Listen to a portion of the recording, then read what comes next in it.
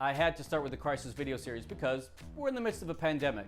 But today's episode on purpose, values, and mission is fundamental to organizational design and to understanding leadership. You get this stuff right, your organization has a shot at having a future.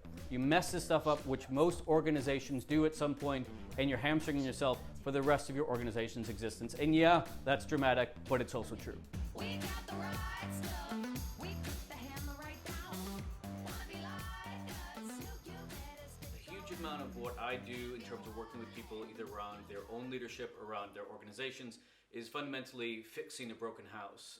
So the metaphor would be essentially if you buy a house and it's got a creaky foundation, you can spend the rest of your life dealing with all of the outcomes of that. So yes, the foundation, but also there's going to be issues with your walls, with your roof, with your ceilings, with your paint. All of those things are attached to essentially a foundational issue. If you're more of an athletics person, it's about your core. So once the core goes, then you start having problems with your hips, your knees, your ankles. All of that starts to go because it's all attached to this core bit. So fundamentally, what I spend a ton of time doing is helping people get back to what's their core. And their core is not their strategy. Also really important in this, and we'll get to this in a later episode, is strategy is not about having a strategy document. That 3-year plan, that 5-year plan, all the research says basically obsolete. World's moving too fast, ideas are moving too fast, people are moving too fast. That thing that you wrote 2 years ago, 1 year ago, is based on a world that no longer exists. And if you don't believe me, look around you at the implications of COVID-19. Again, we don't always have global pandemics, but your industry, the world, the economy, the market, your customers, they're moving all the time in terms of what they think and what they want. If your strategy document is 3 years old, it might as well be a relic. So what's really important is strategic planning. In other words, getting smart people to have conversations about important things. Important things that are happening in your organization and also outside of your organization. One of the dumb things that really smart people often say in organizations is the strategy is at the top of the organization. And as soon as I hear that, I immediately know that there's going to be serious issues throughout the organization because they fundamentally misunderstood what is foundational to an organization. And what is foundational to an organization is not the strategy. Foundational to an organization is the purpose, why does the organization exist? The values, what's most important to us. And then the mission stuff, which is what do we do on a day-to-day basis. Strategy is actually in the middle of all that and not at the top. And when you screw that up, what happens is everything else falls into place behind that, and you get this really problematic type of organization where you have centralized leadership. In other words, only a few people are in charge of things. You stop looking outward, and you get really rigid and really performative. In other words, you're just looking at what happened last year, and you're tracking that according to metrics from, again, a year ago, 5 years ago, 10 years ago, maybe even older than that. So what does that look like in practice? It looks a little bit like this. So let's take, just as an example, a very old-fashioned looking pyramid as an organization. And yes, I know some of you have flatter organizations than others, but fundamentally this is what we're talking about. And for a lot of organizations, what they say is, well, our strategy is at the top of that. And that's where they fundamentally go wrong. In those types of situations, what you will tend to see are a building up of these types of things: tactics, operations, managerialism, KPIs. Again, to be clear, all of these are fine in and of themselves. The problem with putting strategy at the very top is that you become obsessed with those things as opposed to what the strategy is actually for, which we'll talk about in a moment. In those types of situations, what you get is maintenance of the status quo. You get people very fixated on doing what they did last year and the year before that. You get a very accounting type of performance management, which is just what did you sell, what did you move, how much did it cost? And again, those are important things to know, but that becomes the focus as opposed to why those things are actually important. And this is very consultancy, lingo, whatever you want to call it, but that you get the best practice, which is what's currently what people are doing, but you don't get very much thinking about what else is out there, what's changing, and those types of issues. If you don't think that's happening, ask yourself if you're hearing these types of quotes around the office. That's not how we do things. It worked really, really well before. We tried that once and it didn't work. The more you hear that, the more you probably have a really old-fashioned, really rigid, really inward-looking type of culture, type of organization where you're always going to struggle to keep up with massive change.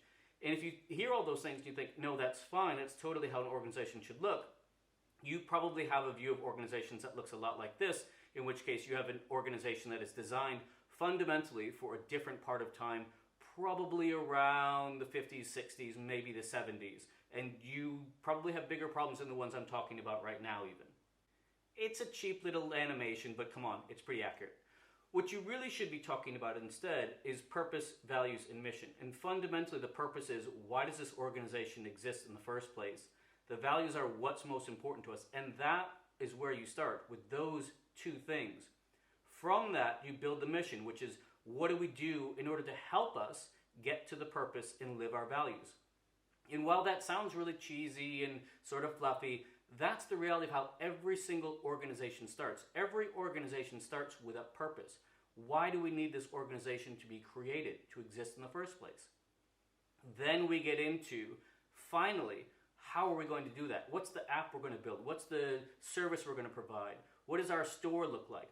All of those things stem from, why do you exist in the first place? So strategy has a role in all of this. It's just that it sits here. It's helping you think about, is our mission currently best set up to help us reach our purpose? And what I was talking about before in organizations that don't have a clear sense that strategy is not at the top of the organization, is they become incredibly fixated just on the mission, doing what they've been doing. Well, that might help you exist for a few years. It will quickly make you irrelevant and probably really outdated and backwards looking. So this is actually what you get in most organizations. You design a strategy with no sort of indication of how that fits into the purpose. From that strategy, you build some KPIs. What are the targets we're going to search for?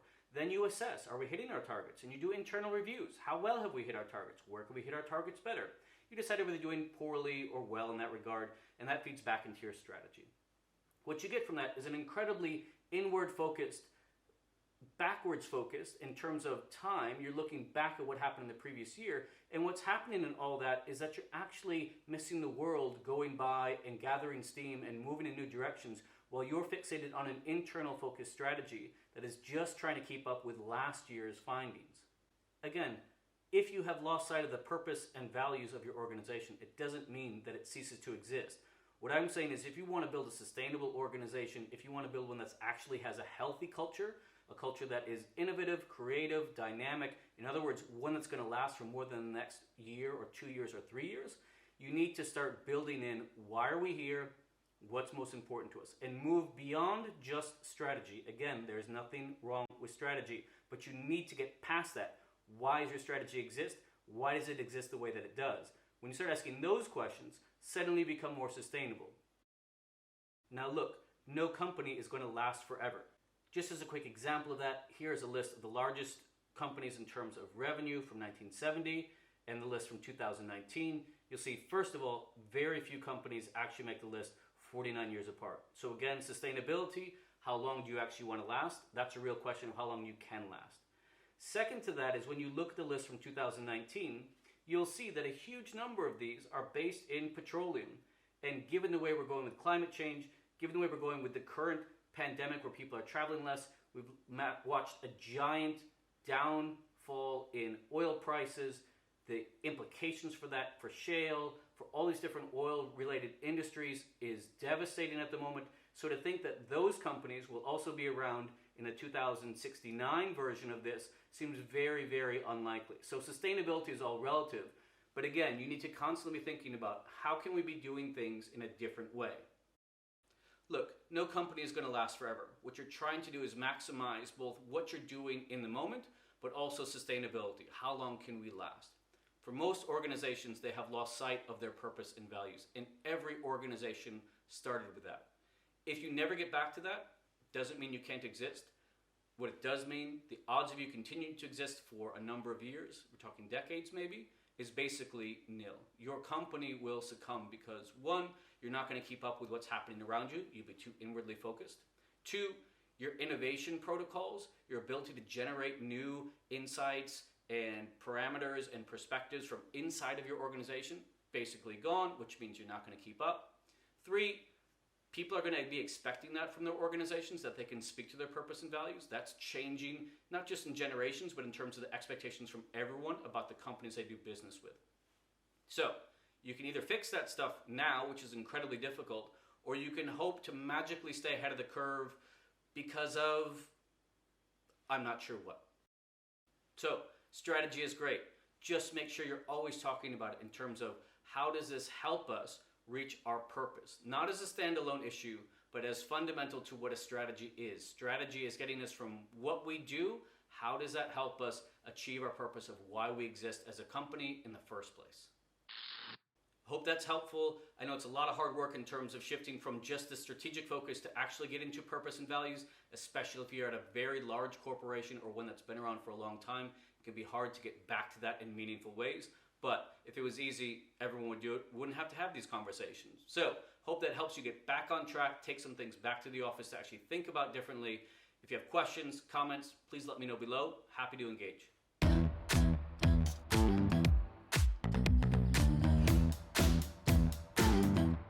Cause no one can do it like we do it, like we do it, like we do it. Cause no one can do it like we do it, like we do it, like we do it.